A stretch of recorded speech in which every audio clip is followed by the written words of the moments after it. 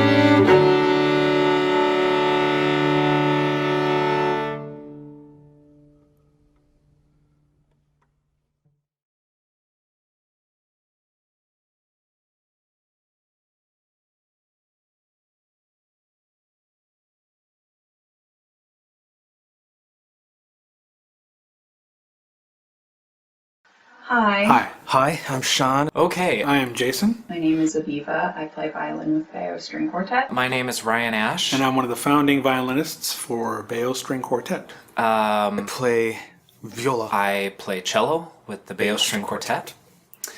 And I have a few questions.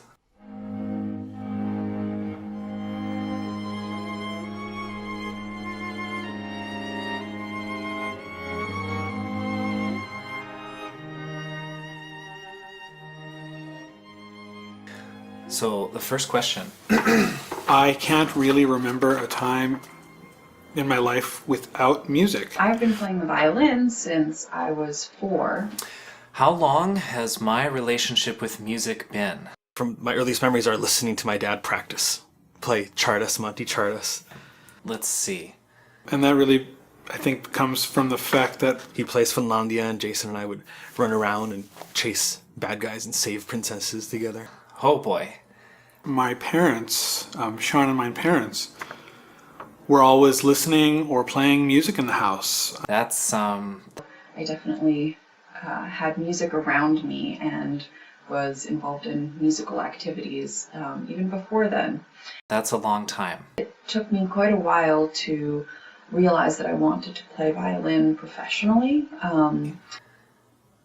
My earliest memories are of playing violin, whether it be playing duets with Sean or playing string quartet at a very young age. I started playing violin at with age 3.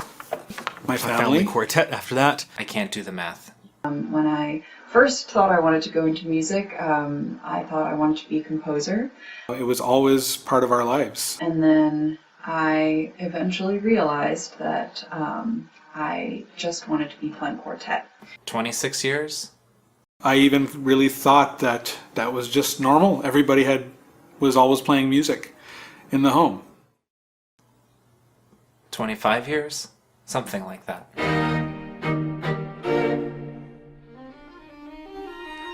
What does chamber music offer in a time of isolation and uncertainty?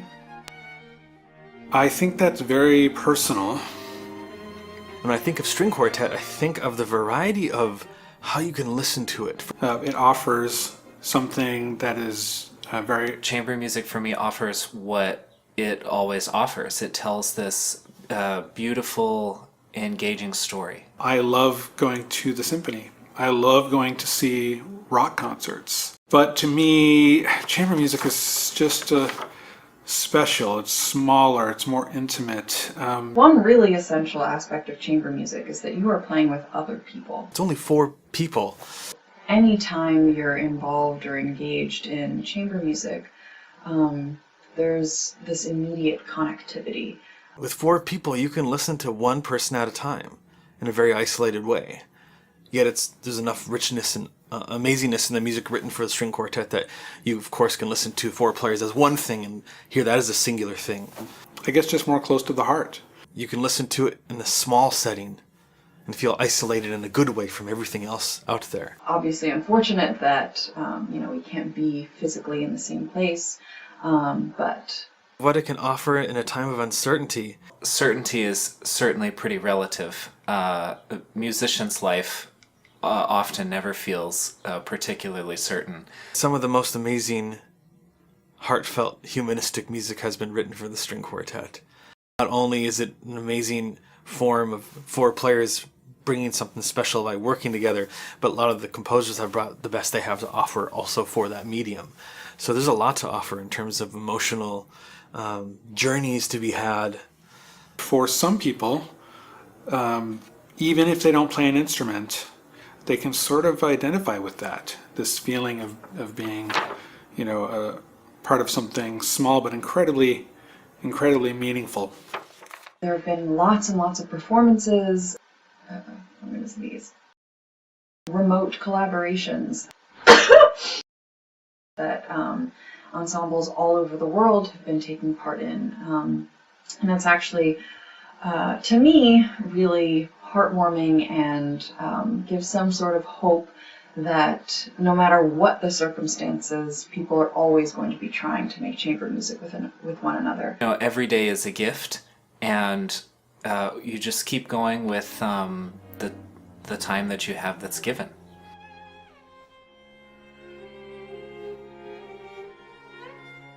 Yeah, the pandemic is in 2020. Bach died in 1750.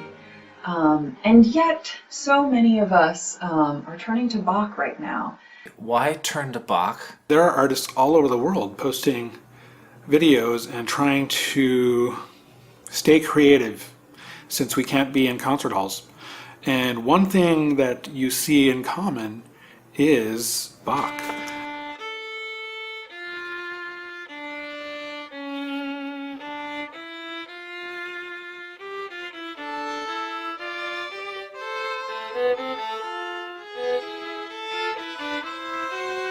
So why are we turning to Bach? That's a very interesting question. Just absolutely genius it's music. genius. Such an amazing composer. Makes you feel safe and comfort. It's like the comfort food of music. That's kind of easy. The simple, cheap answer. More poetically, I suppose. What's entailed in that genius is Some people say that Bach is the composer that sort of started everything when it comes to our classical music, that he really showed the way. Bach is this brilliant fuser of emotion and intellect. Because when he is writing harmony, he's writing different voices going together. And it's almost as if everyone gets a good part. each voice can influence how the music is going to go. The craftsmanship is just incredible, how he wove things together, themes, I want to play the cello part. development, I want to play the violin part music and material. or the viola part. All of them. And yet, when you step back and you're either playing or listening to the music, it's just so profoundly moving. Even people who really don't know anything about classical music find Bach alluring in a certain way. Why turn to Bach now? I mean, why turn to Bach ever? In this time where the brain is confused, the heart is confused, it's so wonderful to turn to someone who has so incredibly mastered this fusion of intellect and emotion. It seemed to make sense to go to Bach.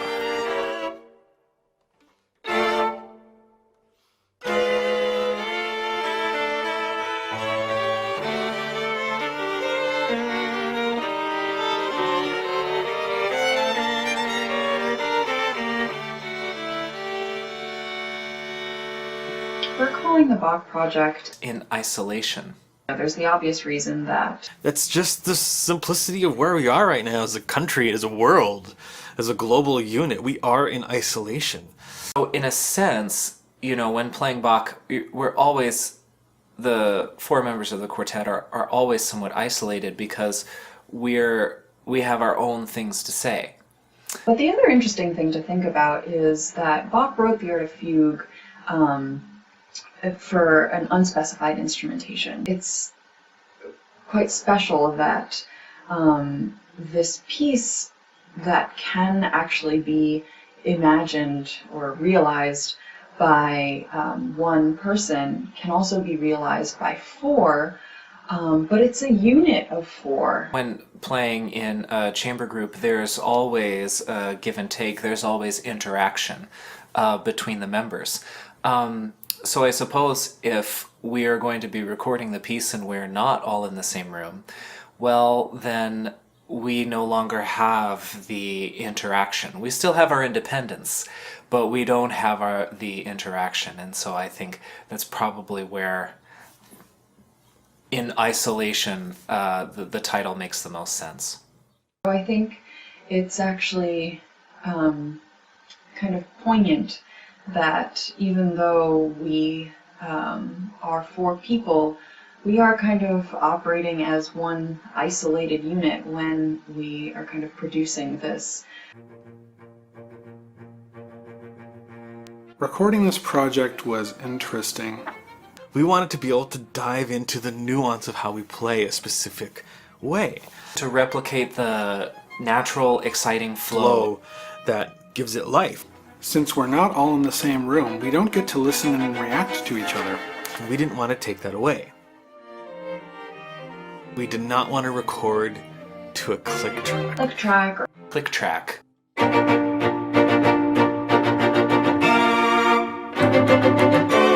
The obvious choice is to play to a click track. For us, personally, doesn't seem to make sense for something like this piece.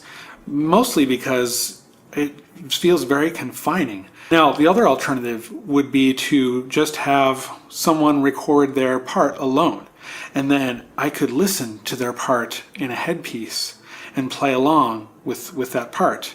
For this piece, or all of these contrapuncti, it really doesn't work at all. And the reason for that is because oftentimes when you are moving, someone else is not moving.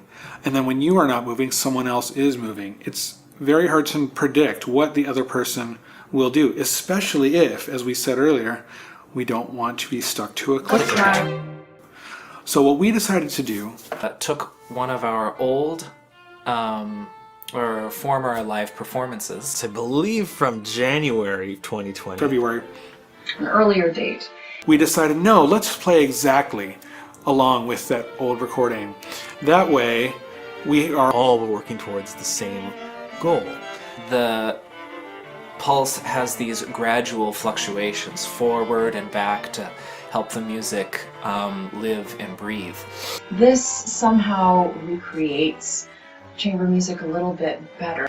This was the best way for us to synchronize our musical ideas, because you know, playing music it's playing the right notes at the right time is sort of the place where you can start. And matching our shaping, matching our character, even being able to say something strongly, that's really necessary for music to come across off the page.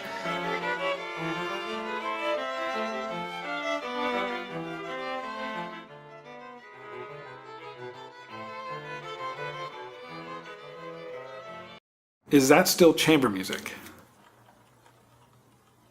I suppose it depends on who you ask. It's definitely up for debate.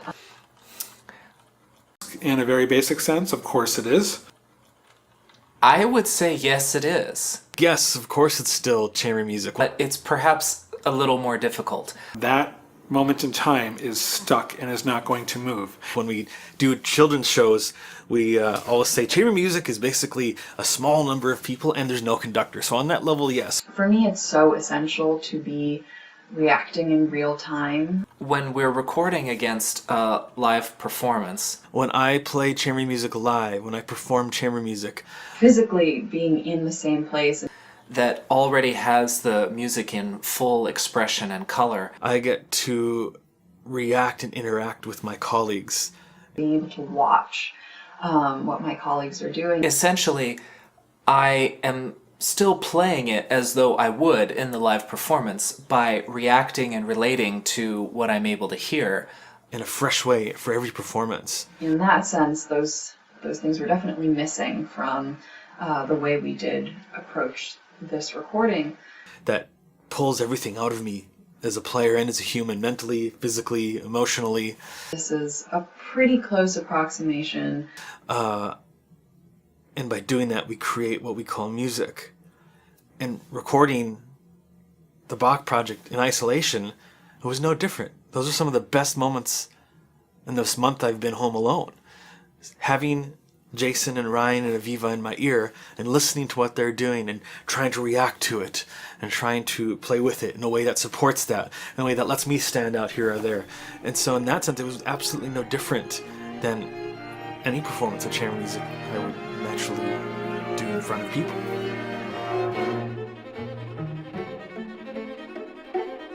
The challenge of recording this way. So he presented a different set of challenges, definitely. It was kind of challenging. The problem is that now I'm playing with colleagues who are very, very rude. It was some interesting things that I got to experience, and I'm guessing the others did as well. For me, the thing that stood out the most was the amount of micro adjustments that we each make every millisecond to make the music happen. Not be able to react and respond and even talk about musical decisions that we were making. And the reason I became aware of that is I didn't get that. They're not listening to me at all. I was making adjustments like I felt everywhere. Told Very stubborn. he was doing this. Oh, They're just doing their own thing, what they want to do, Jason's moving forward here. Oh, when I have to fit into it. We're very unaware Ryan's slowing down here. that there are other parts around them. What's going on? What we had to do was just be true to the version of us that was what we were playing along with. It is much easier when your colleagues are active and listening and responding, and I'm sure all three of them are feeling the same exact thing. That's definitely counterintuitive. I can still be a good chamber musician, but my colleagues are just being terrible. And it also makes it apparent how much they adjust for you when when you're in person with them. And so that was really fun to get to realize that, but it also made it incredibly, incredibly challenging. But a challenge that was worth doing. And I suppose that's at the core of the Bach project. It's really important for us to think about the future of chamber music, even though we can't be physically together right now. And this process of the four of us uniting to continue doing art, I think is a beautiful allegory for what the globe is having to do, has to do, will do. And I think that's always the great thing about art. It shows what life can do, or it mimics what life has done. So it was a pleasure to get to work on this Bach project with my colleagues, even from a distance.